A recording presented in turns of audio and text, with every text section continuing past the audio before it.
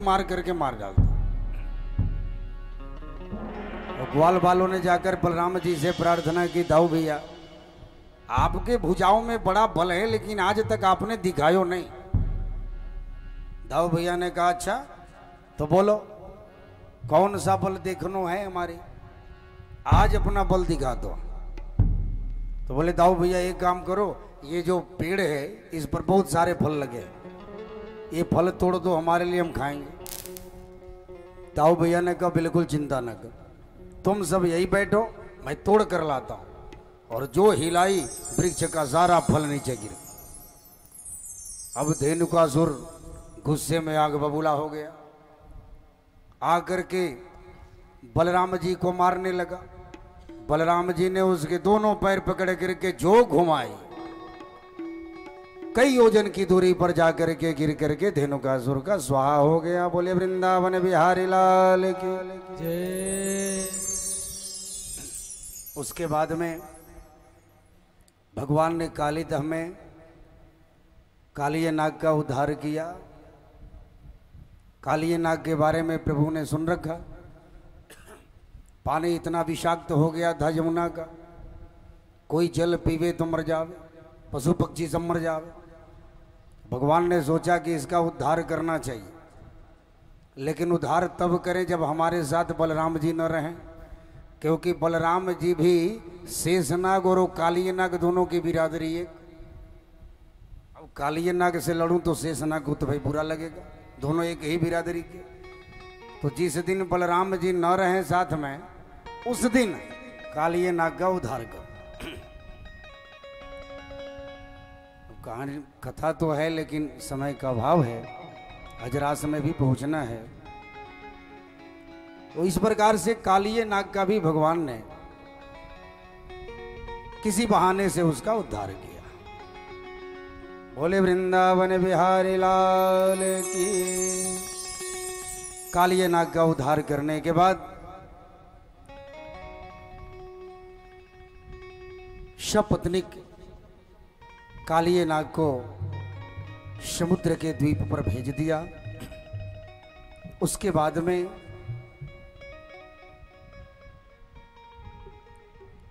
भगवान ने ग्वाल बालों संग लीला रचाते हुए श्रीधाम वृंदावन में अनेक लीलाएं करी। सभी ग्वाल बाल कन्हैया को अब भगवान मानने लगे। सब खेलते तो थे लेकिन उनके मन में एक ही विश्वास रहता था, चाहे कोई भी संकट आ जावे लेकिन कन्हैया हमारी रक्षा करेगा। सब ग्वाल बाल मिलकर के कन्हैया से रक्षा की प्रार्थना करते हैं।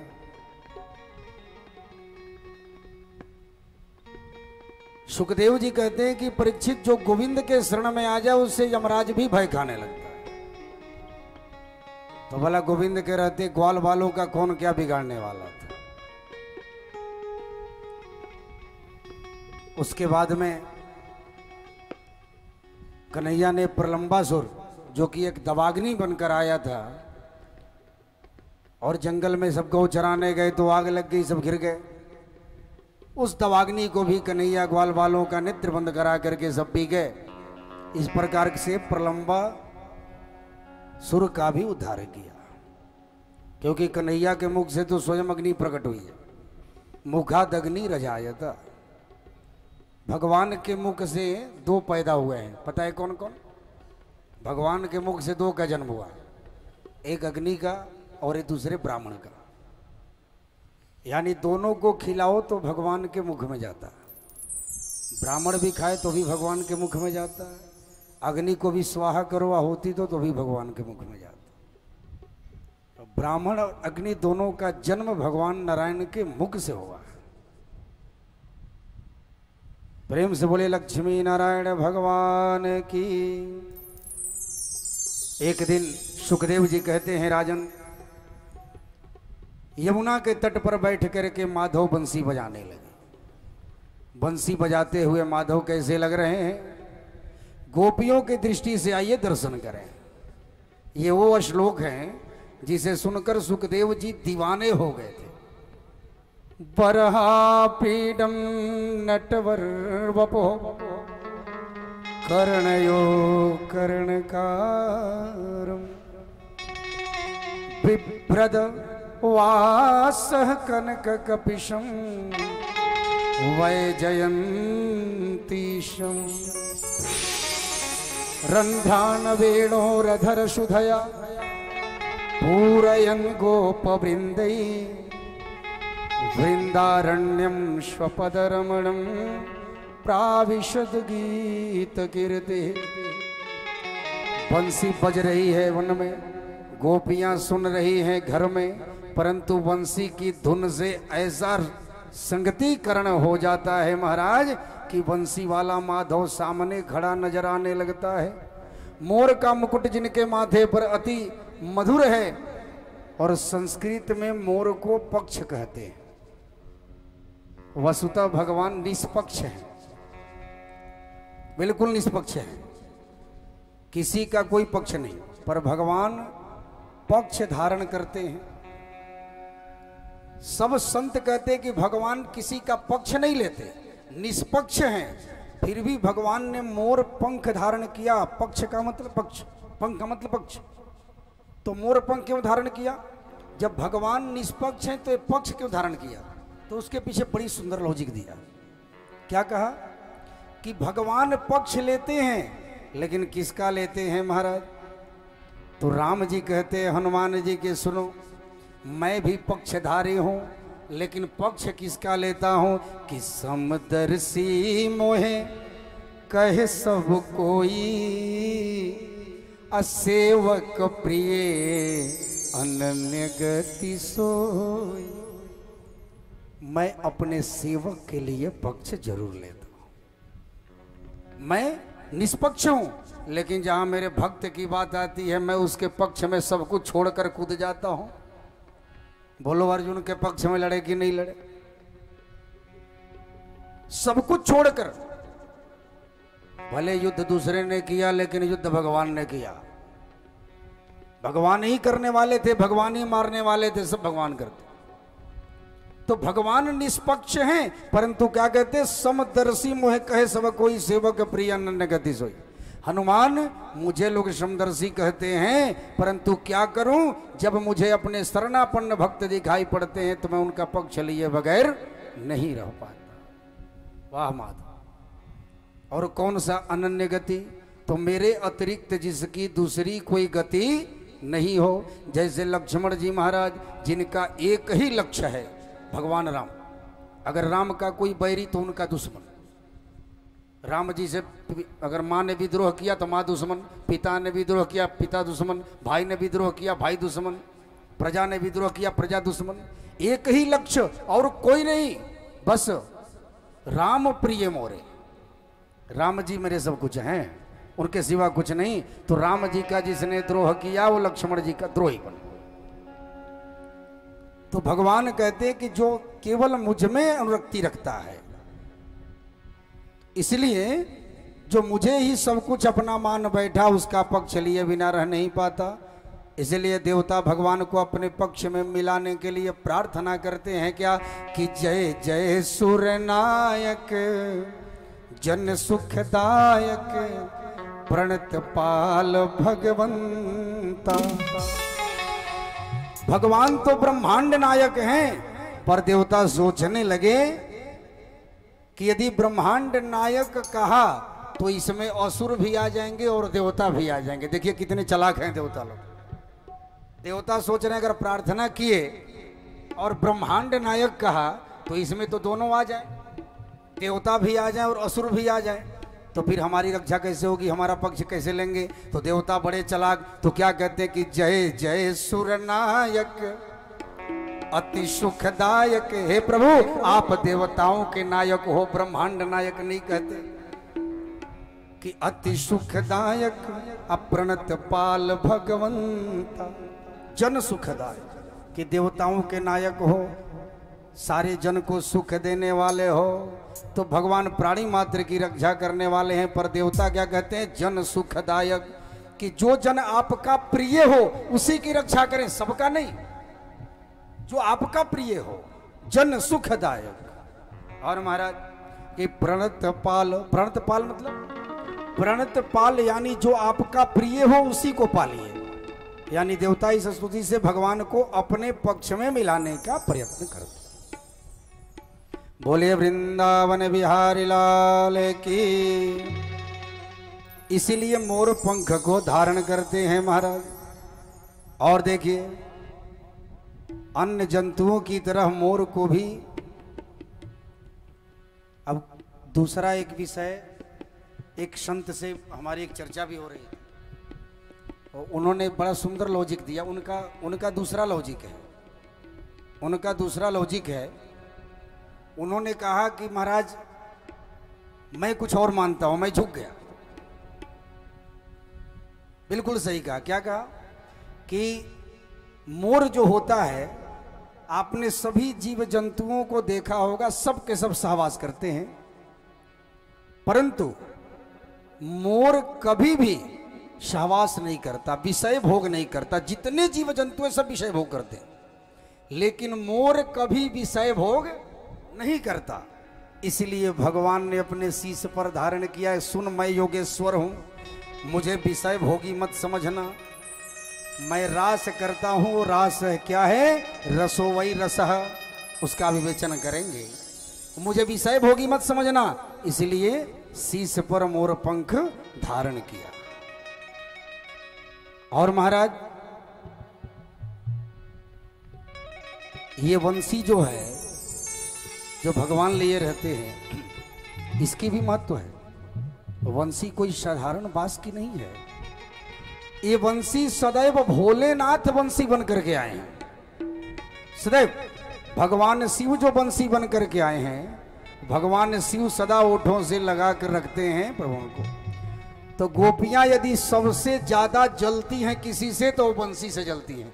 ध्यान से सुनो, अगर सबसे ज्यादा गोपियां किसी से जलती हैं तो वंशी से जलती। आज 9 बजे तक कथा चलेगी, क्योंकि आज रात चूंकि कथा हमारा महत्व है, फिर कल से तो परसों से तो आराम ही है। तो सबसे ज्यादा गोपियां अगर किसी से जलती हैं तो बंसी से जलती है। एक गोपी कहती है कि हम सुबह से शाम दर्शन को तरसती रहती हैं, और ये देखो बावरी कन्हैया की ओर, इस बावरी को देखो 24 घंटे कन्हैया के अधरों से चिपकी रहती है। गोपियां सौत मानती है इसको। किसको? बंसी को। आपस में बात कर रही है, अरे ये बावरी 24 घंटे देखो हम दर्शन को तरसती हैं, और ये उनके ओठों से चिपकी रहती है। एक गोपी कहती है, अरे इतना ही नहीं, जानती हो, अरे इसके बारे में क्या बताऊं, अरे इतनी ढीठ है कि हर समय जब कन्हैया बजाते हैं तो ठीक है, ओठ से चिपकी रहती है, और वैसे नहीं तो कन्हैया को हृदय से चिपकी रहती है, और देखो कैसे इठलाती रहती है। सबसे ज्यादा गोपी अगर किसी से जलती है तो वंशी से। और भगवान ने वंशी बजाना प्रारंभ किया। इसको जैसे ही वंशी प्रारंभ किया बजाना, महाराज गोपियां सारे कार्य छोड़कर दौड़ पड़ी और गा उठी। इसको वेणु गीत कहते हैं, वेणु वादन की। सारे त्रैलोक्य को मोहित कर दिया। एक बात कहूं, जब वेणु की बंसी बजाने लगे भगवान, तो त्रैलोक्य में सबको सुनाई दिया, परंतु जब रास की बंसी बजाते हैं तो उसी को सुनाई दिया जिसको भगवान रास में बुलाना चाहते हैं। सबको सुनाई नहीं दिया। घर में अगर सास बहू है तो बहू को सुनाई दे रहा है, सास को नहीं दे रहा। अगर सास को बुलाना चाहते हैं, घर में जिसको बुलाना चाहते हैं उसी को सुनाई दे रहा,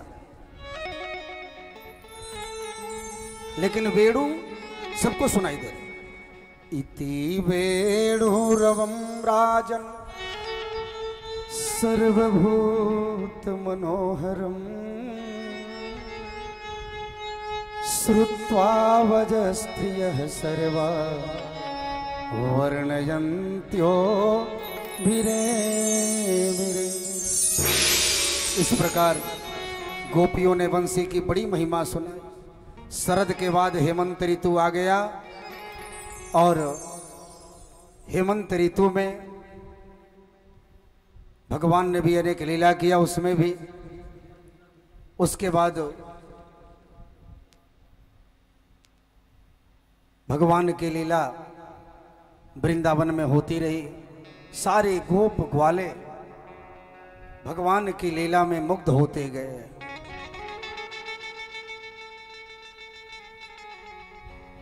सारी गोपियों को भगवान ने कहा, सारी गोपियां प्रार्थना करने लगी, हे गोविंद हम आपके साथ रास करना चाहते। भगवान गोविंद कहते बिल्कुल चिंता मत करो, हम तुम्हारी मनोकामना आगामी शरद पूर्णिमा को अवश्य पूर्ण करें। अब आ गई दीपावली, कार्तिक का महीना। कार्तिक के अमावस्या में कन्हैया जब सवेरे सवेरे जागे तो देखा कि यशोदा मैया नहा धोकर के मिठाई बना रही। मैया जैसे ही रसोई घर में घुसने लगे, कन्हैया मैया ने डांटा, अरे लाला दूर हट। कन्हैया बोले क्या बात है कि मैया? मैया बोली बेटा आज जय जय है। बोले अच्छा, ये जय जय किस देवता का नाम है? देवता को खवाए दूंगी तब मैं तो को कुछ दूंगी, तो कुछ मत लीजो, पूजा पाठ के लिए भोजन बना रहे हूं। कन्हैया बोले मैया या भोग में से एक पकौड़ी मोको भी दे दे, पकौड़ी बन रहा है। मैया ने डांट कर कहा दूर हट, भीतर मत दियो। गोविंद रोने लगे, रोते रोते नंद बाबा के पास में। बोले बाबा, बोले क्या हुआ बेटा, क्या बात है? अरे तू काय को रो रहा? नंद बाबा गोद में उठा लिए। कन्हैया कहने लगे कि आपको पता है ये जय जय कौन है? ये जय जय कौन देवता को नाम है? नंद बाबा गोविंद को गोद में लेकर समझाने लगे, परिजन्यो भगवान इंद्रो मेघास्तस्यात्ममूर्तयः। मेघों के जो देवता हैं, सुनो ध्यान से, मेघों के जो देवता हैं कौन? भगवान इंद्र। बेटा हम प्रतिवर्ष कार्तिक अमावस्या के दिन उनकी पूजा करें हम सब। कन्हैया बोले या इंद्र की पूजा से फायदा क्या होए? बोले बेटा जब इंद्र की पूजा ये करे तो इंद्र महाराज वर्षा करें। बोले अच्छा, इंद्र महाराज वर्षा करे तो हरी भरी भूमि हो। कन्हैया बोले सुन ले बाबा, ये सब अंध परंपरा है। मैंने बड़े महात्माओं को संग कियो है और बड़े बड़े महात्मा बस एक ही बात कहे, क्या? कर्मणा जायते जंतु कर्मणैव विलीयते। क्या कहे? कि सुखम दुखम भयम क्षेमम कर्मणैवाभिपद्यते। कि बाबा जो प्राणी सुख दुख में काम आता है उसी की पूजा करनी चाहिए, जो नजदीक में है, पास में है। अब हम कर्म ही ठीक ना करें तो ईश्वर फल काहे को देगो? बताओ। अब ईश्वर को भंडारी समझ लो, ईश्वर को।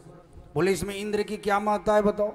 बाबा जो प्राणी जैसा कर्म करे ईश्वर वैसे फल दियो करे।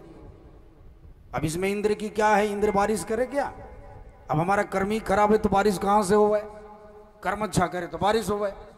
अब ईश्वर को भंडारी समझ लो। भंडारी का मतलब काउन को सुख कर दाता निज कृम कृत कर्म भोग सु भ्राता।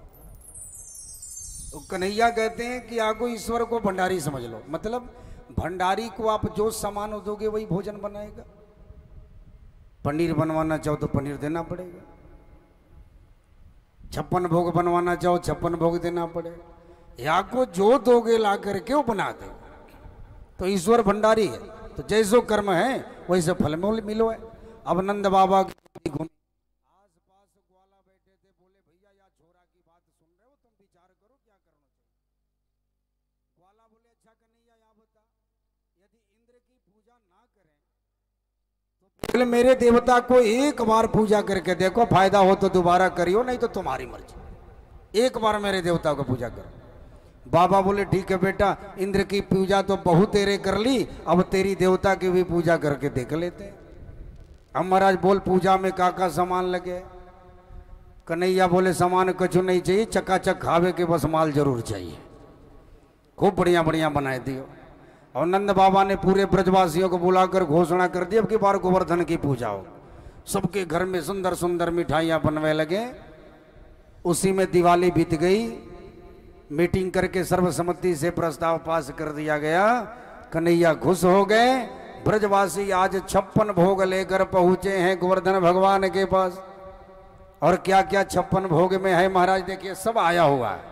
क्या क्या है कि खुरचन है, खीर मोहन, खीर साय और खुरमी, खीर खजला जलेबी कलाकंद बालूशाही है।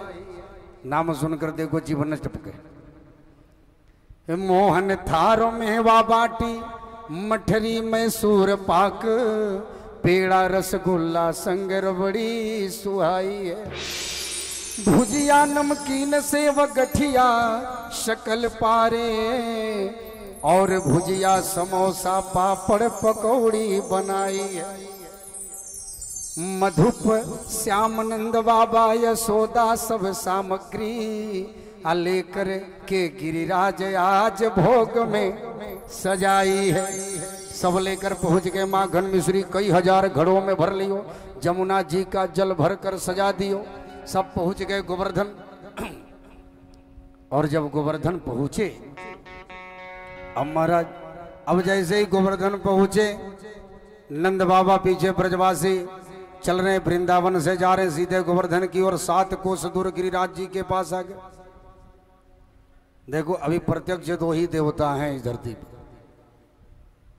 ऐसे तो सूरज भगवान है, लेकिन एक गोवर्धन और एक तिरुपति बालाजी को कहा गया।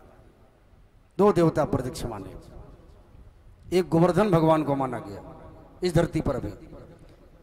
अब ब्रजवासी जब पहुंच गए, सब मिठाई लेकर बोले ओ गाना, अरे कहाँ है तेरो देवता? कन्हैया बोले दिख नहीं रहे, 7 कोस लंबे चौड़े। अब कितने बड़े देवता चाहिए? आकर्ण से दिख नहीं रही क्या? हमारे देवता छोटे मोटे थोड़े ना, 21 किलोमीटर की परिक्रमा में। अब गिरिराज जी को स्नान कराओ। ब्रजवासी जमुना का जल मटके में भर भर के लाने लगे। अब बताओ इतने बड़े गिरिराज जी पर जब जल डाले तो क्या पता चले, हालत खराब हो गई सबकी। प्रातः 4 बजे से प्रारंभ हुआ, सायं 4 हो गई, लेकिन गिरिराज जी के चरणन को नक भी गिली ना भाई। हालत खराब भाई, सब पसीने से तरबतर। कन्हैया हमारे बस की बात ना है भैया, कमर टूट गई जल भर कर लाते लाते। हम तो चाहे भैया जमुना जी यहीं पर आ जाए। कन्हैया बोले हमारे देवता से प्रार्थना करो, प्रसन्न हो जाएंगे, गंगा को ये बुला ले। करने वाले सब कन्हैया बोले देवता से प्रार्थना करो। सब आंख बंद कर प्रार्थना करने लगे। तभी मेरे गोविंद ने मन से गंगा प्रकट कर दी, इसलिए उसका नाम पड़ गया मानसी गंगा। प्रेम से बोले मानसी गंगा की। मन से गंगा प्रकट कर। और महाराज बड़े प्रेम से सबने स्नान कराया। कन्हैया बताते गए, ग्वाला करते गए, पूजा पाठ भय गयो। और भैया अब भोग लगाओ। कन्हैया बोले भोग लगाओ। पकवान सब सज गए। कन्हैया नंद बाबा ने कहा रे तुम्हारे देवता कहाँ हैं? बोले तुम चिंता न करो, तुम भोग लगाओ, नेत्र बंद करो। अब नेत्र बंद किए। और महाराज जैसे ही नेत्र बंद किए, एक रूप में कन्हैया इधर नंदलाल बने रहे और दूसरे रूप में 4 भुजा धारण करके गिरिराज जी के ऊपर प्रकट हो गए। प्रेम से बोले गोवर्धन भगवान की जय। तो साक्षात हम लोग गोविंद रूप में, गोवर्धन रूप में गोविंद की ही आज पूजा करेंगे।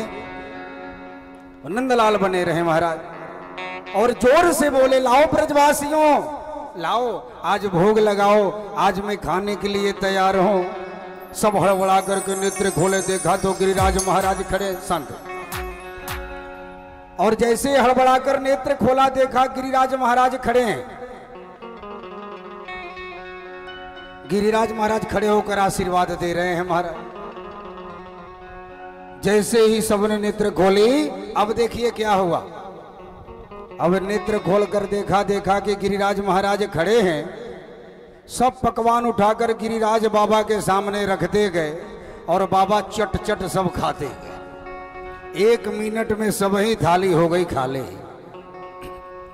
अब महाराज ब्रजवासी बोले आज तक इंद्र की पूजा पूजा करते करते थक गई, दाढ़ी पक गई, पर दाढ़ी ने आज तक दरशक्ल नहीं दिखाई। लेकिन कान्हा कन्हैया तेरो देवता तो बड़ा सरल है, पहरी पूजा में ही प्रकट भय गए, बड़े सच्चे देवता है। आज से हर साल तेरी देवता की पूजा पक्की। मधुमंगल ने कहा कन्हैया एक बात कहूं। बोले क्या? ये तेरो देवता कितने दिनों को भूखो है? इतने लाए थे, कुछ हमारे लिए भी छोड़ेगो को नहीं, सबके सब खाएगो। कितने दिनों के भूखे बताओ, कितने दिनों से भूखे पड़े थे, प्रसाद भी छोड़ेंगे कि नहीं? कन्हैया बोले सबको प्रसाद मिलेगा। भैया बोले लाला एक बात कहूं, ये गिरिराज महाराज को मोह बिल्कुल तेरे जैसे। अब नंद बाबा एक बार लाला को देखे, एक बार कन्हैया को, एक बार गिरिराज भगवान। अब सब देखने लगे। नंद बाबा ने कहा हमको तो मुंह तेरो जैसे लागे है गिरिराज बाबा का। उन्होंने, कन्हैया ने सोचा कहीं पकड़ में ना आ जाऊं, मैं तो खुद ही खाने के लिए बैठा हूं उस पर। अरे बोले नहीं नहीं आपको गलतफहमी हो रही। कन्हैया बोले सबको ऐसा नहीं है महाराज, बिल्कुल मेरो जैसा नहीं है। कन्हैया बोले भैया जिस गैया का दूध मैं पीऊं उसी गैया का दूध इस देवता को भी पिलाऊं, इसलिए मेरो जैसे चेहरा दिख रहा है, और कोई बात नहीं है। गोवर्धन नाथ भोग पा रहे हैं, ब्रजवासी नाच गा रहे हैं, जयकारा लगा रहे हैं, पूजन करवाइए। शपथनी के यजमान 2-3 जोड़े यहां पर आ जाएं, आ जाइए पूजन के लिए। सेठ जी आप लोग यहाँ पर, शिवनारायण जी 2-3 जोड़े आ जाए। शपथनिक भगवान गोवर्धन भगवान का पूजन करें निमित्त मानकर, क्योंकि झांकी में भी भगवान का प्रवेश हो जाता है। भगवान, क्योंकि चैतन्य महामुनि कहते थे यदि नर रूप में भी कोई नारायण बनता है तो उसमें नारायण का अंश आ जाता है। इसलिए आइए भावपूर्वक हम लोग गोवर्धन भगवान की, स्वयं गोविंद की पूजा करें।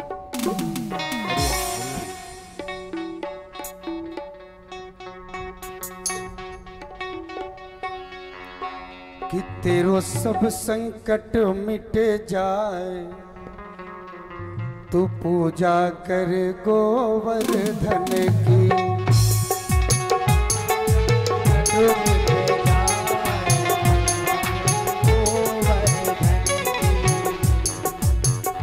तेरो सब संकट मिट जाए, तू पूजा कर गोवर्धन की। तेरो सब संकट मिट जाए,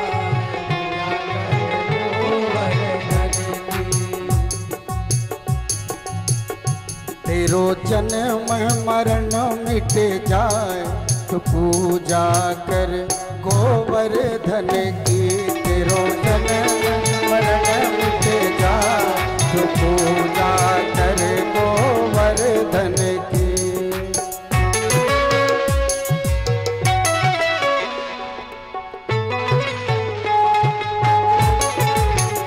बोले गोवर्धन भगवान की।